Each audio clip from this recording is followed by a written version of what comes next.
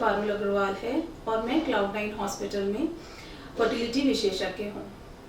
आज हम डिस्कस करेंगे इक्सी के बारे में। इक्सी क्या होता है? इक्सी को हम इंट्रासाइटोप्लाज्मिक स्पर्म इंजेक्शन भी बोलते हैं। इसमें हम एक सिंगल स्पर्म को एग के अंदर डायरेक्टली इंजेक्ट करते हैं ताकि उसका फर्टिलाइजेशन हो सके। अब इक्सी और कन्वेंशनल आईवीएफ में क्या डिफरेंस होता है?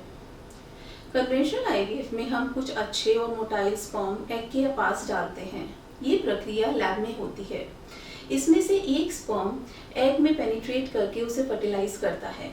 कुछ केसेस में ये फर्टिलाइजेशन पॉसिबल नहीं हो पाता है। इसका कारण ये भी हो सकता है कि एग की बाहरी सतह बहुत ही मोटी और हार्ड हो या फिर स्पर्म में ही कोई प्रॉब्लम हो। ऐसे केसेस में इक्सी प्रेफर किया जाता है।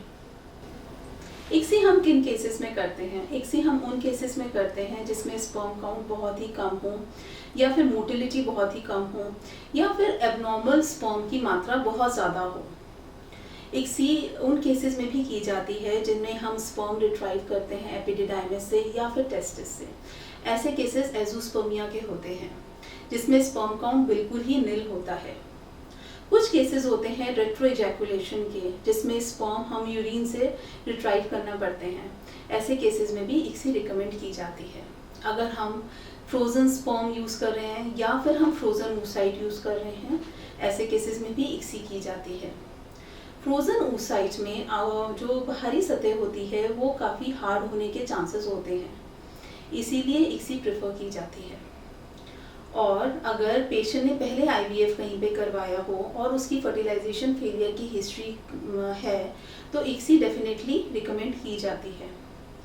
कुछ केसेस अनएक्सप्लेन्ड इनफर्टिलिटी के जिसमें सारे टेस्ट नॉर्मल हैं फिर भी पेशेंट अगर कंसीव नहीं कर पा रही है, ऐसे में भी इक्सी एक बेहतर उपाय है। अगर हम सक्सेस रेट डिस्कस करें तो इक्सी से फर्टिलाइजेशन रेट काफ़ी बढ़ जाता है। 70 से 80% एग्स फर्टिलाइज कर जाते हैं और इक्सी एक तरह से वरदान है उन कपल्स के लिए जिसमें सिवियर मेल इनफर्टिलिटी हो या फिर किसी और कारण की वजह से वो कंसीव नहीं कर पा रहे हों।